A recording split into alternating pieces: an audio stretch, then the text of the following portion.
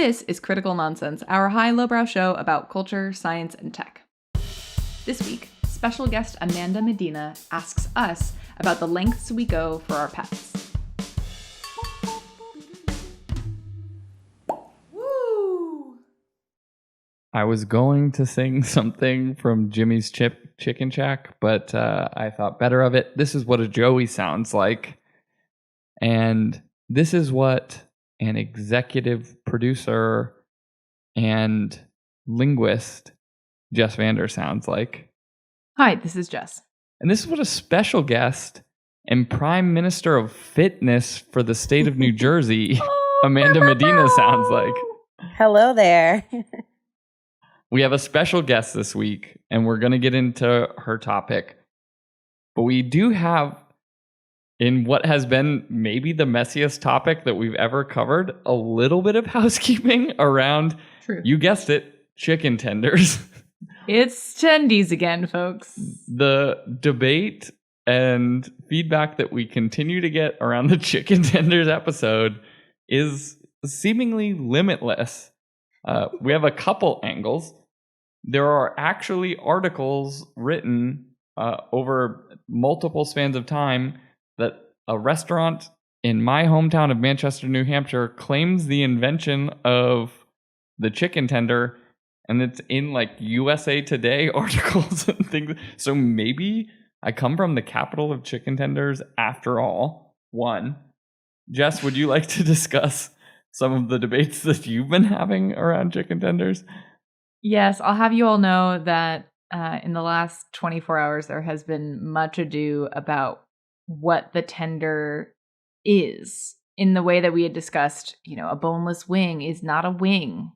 Is a tender a tenderloin? And there were several people I spoke to who were saying, like, no, what is the tenderloin of a chicken? That doesn't make any sense. And it turns out, it appears that chickens do have tenderloins, and that is what a tender is. It's sort of that separated piece of under the breast. So chickens have tenderloins, and tenderloins are tenders, which are tendies, which is somehow still this ongoing discussion. Yeah. Sorry, Amanda. Yeah. And last point, we have found examples of people using the term nuggies instead of nugs in an account dedicated to chicken nugget arbitrage in fast food, wherein people find deals like 4 nuggets for $1, 6 nuggets for $2.99, and they're taking advantage of the chicken nugget arbitrage. I mean, that makes a lot of good sense. If that's your options, you should be ordering 2 4-pieces. We have strong opinions in this country about fried chicken units. Units. I don't know. With that, house clean, Amanda is here to talk about serious things, not chicken nugget arbitrage. That's right. Amanda, take it away. We could actually probably talk about nuggies when we discuss my topic. I want to do a deep dive on like pets and people having pets, because I have a zoo in my house, like most of the Sylvain people know. I have 3 cats. One was a foster fail recently. It literally took 2 weeks for us to be like, yeah, we're just going to take her. Yeah, this is our cat. Our now. cat. Yeah. And then I have a dog who's a Belgian Malinois, which is normally not a breed that people consider a household pet. And because of that, I've been treating my animals like they're my children. And it caused me to go into a deep dive of how much is too much and how far do you take it for your pets? Oh, my Lanta. Oh, my lanterns. Oh, my Lanta. How much is too much for your pet? I feel like if we thought chicken nuggets was going to be controversial, like right, this is we are in a minefield. This might be the one other thing that is as, if not more, controversial than the tendies topic. It is. Because, well, so first we have to think about what are the ways in which you can go too far. Yeah, have you what will be the most contentious?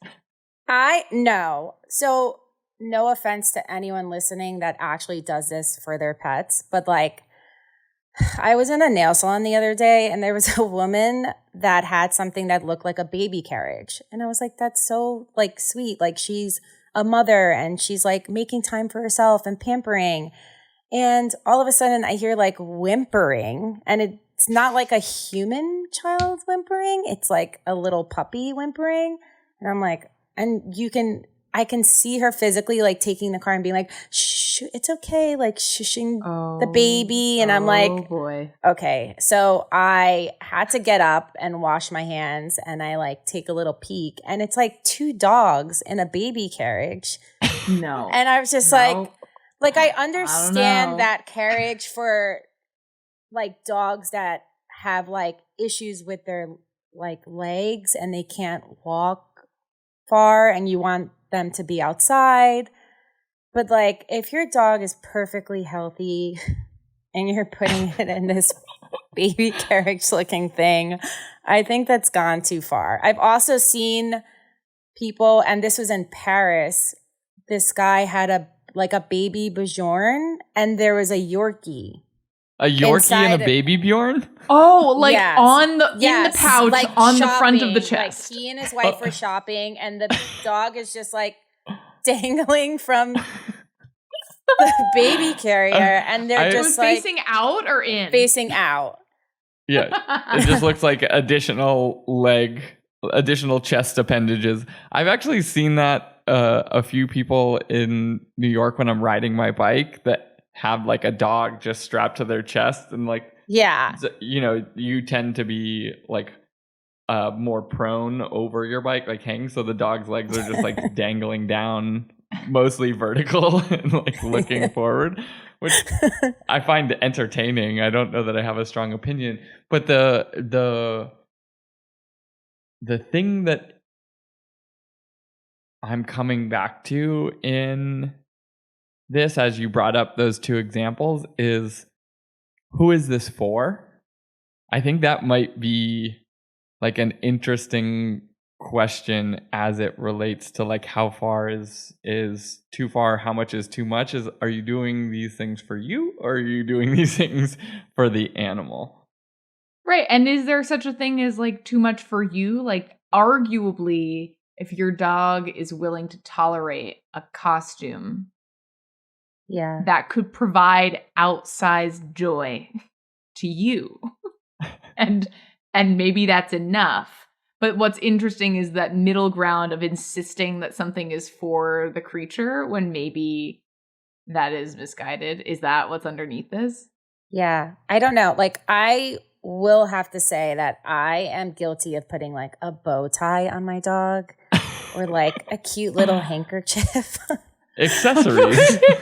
Short-lived, because he like grabbed it off his neck and like ripped it apart. And I mean, I deserve that because he shouldn't be wearing any of that. Like if I found my dog in the middle of the woods as a wild animal, he's not approaching me with a bow tie on. Like, hey. Is that dog wearing an ascot? Yes. I mean, it is. I think it's worth also sort of interrogating some of the context too, right? When I bring up that question of is this for the dog or is this for you? I think the role that animals play, and dogs being in that cohort of sort of house pets, the role that they play for people today is quite different for any number of sort of societal shifts that we've had over the years. I think you, ahead of the show, brought up, like, I don't know whether I'm planning to have kids. And, you know, currently, like, my animals sort of fit within the context of, like, children in my life. They're, like, things I care for. Like, you know, I have responsibility to them, all of that. But I think in that same context, when people aren't having children or like social support, there's also the other part of this where in a society that is contending with increasing levels of anxiety and so on, like dogs are playing a working role in a context that historically they haven't worked, right? Historically, they were hunters or protectors, and now they are, like therapy dogs and service dogs. We can talk separately about people pushing those limits maybe too far, but I think that idea of like, are they helping people and are you hurting the animal? Like, it's sort of like if you haven't crossed those two lines, I guess it's like live and let live. I don't know. Yeah. And it's like, how do you know when you've crossed that line? Like, I can give my mother, I love you, Mom, as a perfect example of this. Like, when my brother and I moved out, she was like an empty nester, and we were like, she was sad. Like, she's had her kids in her life this entire time, and all of a sudden you're coming home and you don't have any responsibility. You don't have to do anything. So one birthday, my brother and I decide, like, she's really sad. She keeps like texting us, let's get her a dog. So it's her birthday. I bring her to this place in Brooklyn, and they're known for like Yorkie rescues and like small dog rescues. So she picks out this Yorkie and she's in love. She's like so ecstatic. Like the calls getting fewer and fewer. I'm like, okay. This woman, it's working. I kid you not, this dog had a wardrobe.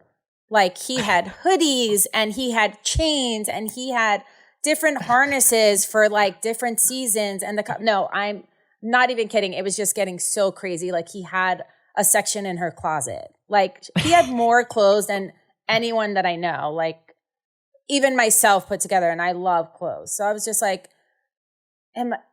did we create like this person? But I think it was just like very comforting for her. And she took it as like, you're my new child. Like, I don't have my babies anymore. I want something that like I can take care of and needs me. And this dog, like, no one wanted to watch him when she was away because it was like a list of things to be responsible for, even though I know how to take care of a dog. He would come with like a weekender bag, and it was like his bowls for traveling. Make sure, and he wouldn't go outside unless he had a hoodie on. Like, he knew, like, he knew, like, I'm naked. Yeah, he knew, like, he would look at, like, I would wake up, like, half asleep. All right, let's go for your walk. And he would just stare at the door, like, no. And I'm like, I'm not even dressed. And then I would go back to the notes, make sure you put his jacket on. And then he would sit for me. I would put his jacket on, and then he would be ready to go out the door. I mean, that's really extraordinary. I mean, you have a working dog, right? A Belgian Malinois is true a working dog, right? Bred to have a job. And there's sort of within people who work with working breeds or have working breeds as pets, there's an understanding that you can't have a working dog and not give it a job. Exactly. If a working dog doesn't have a job, they lose it. Right? They become neurotic. They don't have a way to vent it. There's something interesting about thinking about certain types of people within those contexts. And even like you said, right? If you are a mother, but then you don't have to care for your children anymore, like the context of like, where do I put this energy? Or, like, yeah. Oh my gosh, I have humans built are up dogs with jobs over the past like 20 plus years to care for living beings, and now I don't have it. Like, where does this go? And that ability to sort of ventilate that focus and like working energy is like a way of thinking about this that I haven't. Like, some people are sort of instinctually have that drive, even if they don't have children. They are, nurturing or maternal or language that we would use to describe a certain type of characteristic of someone's personality. And it's like, if I have those things and I don't have somewhere to put it, like, I gotta put it somewhere, Like, I have those characteristics that my mother has. Like, my mom is a giver. She takes care of people. So I understand why she took on, his name was Wiz, by the way, Wiz, and was her everything, and the bond that they had was like truly incredible. And it wasn't until, we spoil our animals. Like, I grew up loving animals my entire life. So, I've always treated animals like they're babies. Like, I talk to them in baby voices. Like, I'm crazy. I get crazy. Like, I love them. But I'm a monster. Yeah, I'm a fur mother. Like, but when I got Saga, who's our working line dog, he was trained for the military and then didn't make it past the last step because he's not aggressive enough for what they were looking for. So when I met him and we adopted him, you know, all the trainers were like, what are you doing with him? Like, you need to like be tough. And he's a wild animal. Like they're super intelligent. You know, they need a working purpose. So his energy levels were insane. And it wasn't until I got him that I started to shift the way I do treat my animals. Do I baby him and talk to him in a baby voice? Absolutely. He loves it. He loves it. And people are like, he can rip anyone's face off. And you're just like, oh my God, what are you doing today? And he's looking at me like all excited, like, hi. And everybody's like, that dog's like an 80-pound like killer. But I've shifted my focus with him because, you know, at the end of the day, they do need boundaries. And I've noticed more and more that people are getting this breed, which is unfortunate because of like the movies that are coming out about them. And everybody's like, they're so cool. They're so like, driven dogs, like, and they just don't know how to handle them. So now like my focus shifted. And when I do see like pet owners and I find myself like judging them all the time when I see like owners on the street that have a different breed than mine. Right now, all we have is doodles around us. And I see like owners not putting them on leashes or just like doing things. And I find myself like, when they do something close to me, I'm like, move your dog out of the way. Like, get your dog away from my dog. And people get offended. But I'm like, people are not understanding, like, at the end of the day, every dog is a wild animal. He's controlled and he is super trained. But I'll tell you one thing, if he sees a squirrel, he's going to go get it. Like, There's like different boundaries that people don't understand. So I've just shifted focus completely on how I treat my animal because you have to, like, to protect yourself, the animal, and people around you. Yeah. I mean, in particular, right, like dogs can do a lot of damage. Not to say cats can't do a lot of damage, but yes. I think, like, it's more psychological in nature than physical, maybe. But I think that idea of, you know, there's a trap in anthropomorphizing, you know, treating our animals as if they are humans, and dogs in particular have been sort of hybridized alongside us and co-evolved for, depending on who you talk to, like 35 to 100,000 years of many generations of, like, the fact that you talk to him like a baby. Like, dogs are evolved to respond to baby talk in the way that human babies are. And their morphology has changed, the set of their eyes, the way that they can express emotions, like all of those things, but they are not humans. And I think there is that comes back to that question of, you know, is this for you or is this for them? And I think in the whether you're a bird owner or a cat owner, or, you know, you have some pet rodent or whatever it is sort of like returning to the context of, like, treat them within the context of their species as opposed to trying to treat them like humans. It doesn't change any expectation of what types of relationships or bonds you can build with them. But I think, you know, not pretending that you know, that you brought up, like, the leash point. They're like, oh, my, you know, people will walk dogs and be like, oh, not my dog. My dog's great. And meanwhile, like, the dog is, like, attacking someone else's yes. dog and they're off leash. And it's like, it's fine. Dogs are dogs in the same way that, like, kids are kids. Like, you know, if you're walking around with a toddler, like, it is just every moment is on the precipice of, like, some form of destruction or mess or, like, meltdown. And, like, that's just how toddlers are. But when you're, like, the idea of, like, a dog in a baby carriage that isn't disabled or these other things is, like, that doesn't sound like it's a thing for the animal. It sounds like it's a thing for you, and trying to become cognizant of those boundaries, you know, of making sure like you're caring, right? Like at the end of the day, that's what this all comes down to, is like caring for a non-human creature. Mm-hmm. This is what was really interesting in the last year. My mom's dog of almost 10 years-ish or so got sick, and as the dog worsened in her condition, like there were certain things that she just like had a really hard time with, and the biggest one was eating. Like eating was so like she just like wouldn't eat most of the time, or like if we would go on walks with her, she would like eat grass, which is like a thing a dog does if they're like their stomach is upset, or like clearly it was a challenge. And so my mom, also one of those innate nurturer types, took to cooking at home for the dog, which I think brings us to some things that you've been thinking about, Amanda. But the dog Coco got increasingly particular, like not just I want homemade hamburger, but I want it made to order. like I won't eat it unless it's cooked right now and like fresh.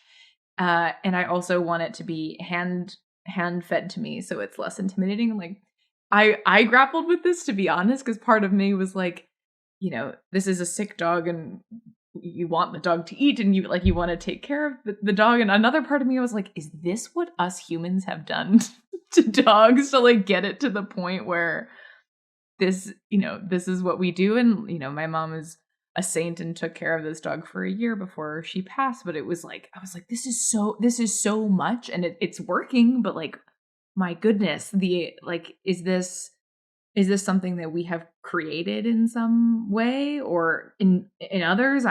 Is that actually a more natural state for a dog if they are really dependent on somebody else, let alone a human?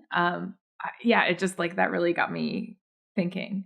Yeah, they're definitely dependent on us 100%. But I feel like if Saga like left and I let him out into the wild, he would 100% survive. He'd like come back with a pack of like coyotes or something. Like, this is my like, this is my crew now. Like, I do feel like they still have that instinctual like to them. Like, even no matter what the breed is, they're like I mentioned before, they're still a wild animal. Like, I know for a fact, like we have someone in our building that has like a mini herding dog. Like, she's so tiny. Like, I'm not kidding. Like my hand size. I've never seen one that size. So and it's and it's pretty wild, because the other day the owner was talking to Tommy, like, I can't get her to like stop doing circles. And he was like, yeah, I know you like paid for this like tiny little thing, but she actually needs like a job. But and she's like herding. That's her job, is to go in circles. He's like, she's a herding dog and she needs a purpose. So you need to start like doing things with her. Like, so they did, and she's calmed down a lot and she's been like relaxed. But I'm like, cool. This is what like I'm talking about. Like, we bring in these dogs into the world and like think because they're so beautiful, there's like, give them a purpose, do something. But as far as like the food stuff goes, I went on this whole dive during COVID because I was super bored and I wanted to like figure out, should I be making my dog home cooked meals? Because I grew up seeing my grandmother cook for her dogs my entire life. And they lived till like they were 22 years old. I'm not kidding. They were 2 Shih Tzus. I remember they got one when I was a newborn and he was still alive when I was 17. Like, we celebrated our birthdays together, and she never gave him kibble. So are there amazing health benefits to giving your dog like a cooked diet versus like whatever processed products we're kind of like think is good for them because it's just mass media and it's always like on the television, great commercials like Blue Buffalo and all that stuff, and you see a healthy dog running, but like, is it actually good for your dog? Mm-hmm. And I did all the research, and we spoke to one handler, and he gives his dog a raw food diet, like completely raw. So even the cook stuff, it's like, he's like, they're not in the wild cooking their meal for themselves. Adding in like hemp seeds and all these things. He's like, they forage for that. Like they're foraging. So what we normally do is we have a relationship with a butcher in town and we get all the scraps, like the chicken backs and all the chicken products that are not used, and we grind it down in blenders and add a bunch of veggies and like raw yogurt. Like it's like a whole thing, like raw yogurt, like not, and that's his food. And it kind of resembles like a wet food that you would buy in a can, except I know exactly what I'm putting in their stuff. Yeah, I mean, I used to, I have like 2 points. One, like the co-evolution point was like dogs aren't wolves and they evolved alongside humans who have to cook their food. And so there's like some hybridizing there where they were used to eating cooked food like alongside a campfire type of thing as well. But I used to do like something similar. Just like I would buy expensive kibble when I had 3 big dogs. I would get like Origin, which was like $100 for like a 25-pound bag or something like that. But then I would just buy like chicken hearts or gizzards or like livers and some like carrots or things like that to just put it in like a crock pot and like long boil it and then put it in the fridge and mix it in just as like combo to keep them motivated to eat and all of that. And like I think there's sort of a component to that conversation that I always feel like the kibble today is not like gravy train kibble that we had like when I was a kid that my dogs got, that was just like literally like chicken scented cardboard. Like if you're buying like any like reasonable dog, like Blue Buffalo or whatever the other ones are, like they are complete nutrition. So it's not, it's not like the things that were around when, or at least I say when I was younger. But at the same time, like I don't do that anymore. My dog is like significantly smaller, but I'll pour like chicken broth or like do like table scraps that aren't, harmful, like extra meat or like the cartilage off of something that we're eating and just mix it in. Like, I think that's still, like, to your point about caring, like people care for each other with food, like we're animals. And so like, it all seems reasonable. I think the part that gets like dicey is when people like moralize about it, right? Like, I love my dog and you don't love your dog because I do like X, or that like that there is some sort of aspect of like superiority in it. And the same thing happens with like parenting, by the way, or like how you run your house or how you dress. Like it's like, humans do that to each other. But I think, my perspective is very much like, you do what you want. Like, I don't care. I'll do what I want and you do what you want and we'll just like go about our business. Well, yeah. And, that's part of the responsibility of having your own creature, right? Is like, you're going to get to know it. Like if you know that like they're getting antsy because they don't have a job and they're supposed to, like, you got to go job hunting for this dog, or like, oh, you can tell that your dog is sick and needs to be hand fed like bites at a time. It's like, all right, like they're okay, like know your dog. I feel like where it gets like funny is when, like you said, inevitably with parenting, where you're just like, my method could not be more different than this other being's methods. Like, wow, shocking how different maybe I would do things. But I don't know. It's fair to say a part of this is just like, you kind of have to trust that that's the person who knows this creature the best, in theory. Yeah. Balanced with maybe this other piece you're talking about, Amanda, of like just like pure education of like getting to know the history of the dog, the history of this breed, like, I don't know, the behaviors that you misunderstand because you anthropomorphize, and actually what you think is being cute is actually being submissive and afraid. Like that there's like the educational side, and then there's just like, I don't know, just You gotta listen to what listen Yeah. Yeah, the education part's huge. Like, I think, like, I've always thought, like, oh my God, dogs are so cute. Like, I just want to pet them. I want to hug them. And then after, like, doing all this research and realizing and reading books, like, it's so crazy to see how, like, especially the Belgian Malinois world treats their animals. Like, in the beginning, I would watch videos and I'm like, this is like inhumane. Like, they're treating these animals like animals. Like, how dare they? Like, why would they do that? Like, why are they treating None of them were talking in baby talk. Like, why are they treating them like this? And then, like, dealing like with, we had a second Belgian Malinois because this one was so great. We thought, let's do it all over again. Like, we never had it at a puppy stage. The worst mistake we've ever made in our life. Like, that's when we thought we knew the breed, but that was like a true Belgian Malinois, a true working dog. And we had him for 2 years, and the trainers that picked him up were like, I don't know how you dealt with him for 2 years. Like, he didn't have a purpose, so he became super aggressive. And we kind of thought he was going to be like a sport line like Saga was, but he wanted something to do. And that's when I started learning from the trainers, like, breaking up a fight with dogs instinctually, we want to go and be like, get off, get off, get off. He was like, but they actually have to do that to determine who's alpha, and they'll never go after each other again. And I was like, yeah, I will never watch my babies fight. No. And they were like, you have to. Like, one of them has to be louder than the other.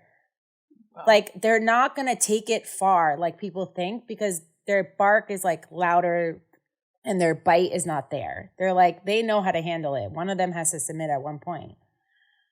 I was like, oh, like, things like that still, to me, I'm like, I don't know if I can do that. But we recently like tested the theory out with my sister-in-law's German Shepherd. He's also a male, doesn't like my dog. And we just let them like kind of bark it out. And now they're just like, they coexist. They're like, whatever, like, who's alpha, and it's over. It's pretty wild. Yeah, I think in the end, right? In the end, it's like, let a dog be a dog. And the thing that you brought up too is like, you sought out advice. The like last parenting thing that I would connect it to is one of the things I'd read about parenting, like around the time when I had a young kid, is like, the way that we treat it now in society is like, you kind of have to figure it out on your own. There's lots of books and whatever, but like, because you're not like living in multi-generational homes the way we used to, and you don't have like shared care in every instance, you figure it out by yourself. And then you're like, I solved this puzzle. Like, I know so much now. I want to share this with someone. Like, I have this expertise and I have nowhere to put it. And so the sort of unhealthy version of that is like the person who is like perpetually telling you how to like raise your kid or whatever, where the healthier version is like waiting until someone asks, like your neighbor asks your husband about like, what do I do with this thing? And then you give it. But when you were talking about the cooking and everything too, I was thinking about like, we do this in food stuff as well, or fitness or whatever. Like, you figure out your system, you figure out your machine. You're like, I got it to work. It worked for me. Like, I want to tell somebody like how to do it. And It's like, you can't. Like, their kid is different. Their body is different. Their pet is different. It's like the waiting to share and the not moralizing part, I think, just like makes it better and makes it so you're not like, I don't know, you don't get into that like judgmental mode or like not make friends because you're running around being like, actually, you should hold your leash like this, or you should cook your own dinner, or like, have you considered a raw food diet? Let me tell you about keto. Like. Yeah, there's a fine line, and I know when to cross it and when not to. And it's usually I cross it when someone asks my opinion. I keep it to myself because like what works for me works for me. I've done a lot of my due diligence. I did a lot of research. I've spoken to professionals. I know what works for my dog. And my mom, she knew what worked for her and Wiz. Like, did I laugh about it? Yes, but I actually loved how much she loved that dog and what she did for him. And he lived a long, healthy life. He was loved. He was super happy. Dressed better than a lot of people that I know. Me, certainly, it sounds like. Yeah, like I have to find pictures and show you guys later. Like puffer coats with like faux fur, like things like that. I didn't even know they sold things like that for dogs, but custom made. Yeah, but I do draw the line at the carriage thing, which my mother would have been one of those. You're like, that's a no. Yeah, my mother would have been one of those people that got it because she texted me one day. She was at Home Goods. She was like, "Look, it's on sale," and I was like, "Absolutely not." I was like, "You can buy him 1 million T-shirts. You can put a chain on him. You can put glasses on him." He had little biker goggles when she would go biking with him. Tolerant. I was like, but not a carriage. I was like, he can walk completely fine. He needs exercise. Just no. Yeah. All right. Well, Jess, I think this is a time to bring us to our wrap-up corner. The bark up corner? The dog run? What is this? Yeah. Chase our tail. Chasing our tails corner. I think it's really telling that we have, over the course of this conversation, mentioned so many personal stories of relationships between humans and dogs, because the truth is, like, that's where we started and, continue to revisit that it's always the tale of the dog versus the human, and balancing their needs, trying to inform yourself as well as intuiting what you need to know about your own personal relationship with that creature. And yeah, you might in that process develop many opinions that may be objectively correct, like the carriage use case. But I think that what it shows is maybe corny, but it's that degree of care that I can already tell from both of you as to like serious creature owners. I would say, like, both of you put like so much care and take so much responsibility over your pets, and I think that's the main thing of it all. Like, if you really want to have a pet and want to do right by them, and also want to, that relationship is meaningful to you, then that's really like what's behind all of this stuff. And hell, if you wanna make the butcher puree and you wanna jacket it up, like, yeah, I think for it. Sheryl Crow said it best. If it makes you happy, it can't be that bad. Critical Nonsense is a Sylvain production. Brought to you by Eric Repair's Pet Food Shop, full of pet food by Eric Repair. I can't tell if your French accent is better or worse than mine. As always, this is a fake one. Maybe I should try harder next time. We'd like to thank our executive producer and professional impersonator, Jess Vander, as well as... We'd also... Oh, yeah, you go. Well, I'm going to say, otherwise we're going to screw up the order. Also, our special guest and queen of the dogs, Amanda Medina. It's been fun. We'd also like to thank sound engineer and you're not a dog, Alex Contel. We'd like to thank our programming coordinator, and if he was a dog, a bulldog, Les Jacobs. And hey, you cats and kittens, special thanks to our production crew, Sorry Gilbert and Nora Mestridge. And as always, thank you, Sorry Len. Sorry, Len. Special thanks to quizzes that tell you what type of breed of dog you are. Have you taken one? I think I'm a border collie is what I think determined of my own volition, but you feel free to correct me. I think whatever it is, I think I'm a herding dog. Yeah, I can see that. I got shepherd, so that fits in. Special thanks to that incredible unstudied phenomenon where people look like their dogs. That just is the best. That's just the best thing. Does my dog start to look like me, or do I start to look like my dog? I should get a perm. If you walk around and observe, people absolutely look like their dogs. 100. Oh, man. Strongly. Now I'm going to be looking for it. Great. New challenge. Babe, wake up. New challenge just dropped. Amanda, what is the new fitness thing we should know about and give thanks to? Special thanks to Solid Core, keeping me strong with a solid core. Salad core? Salad core? Solid. Oh. I heard like, salad core. Salad core, where you do abs core and eat salad. Yeah. Just like shaking, tossing a salad aggressively. Well, we did it. We did it. All right. Love you, mean it. Thanks bye. for all of it. Thanks. Bye.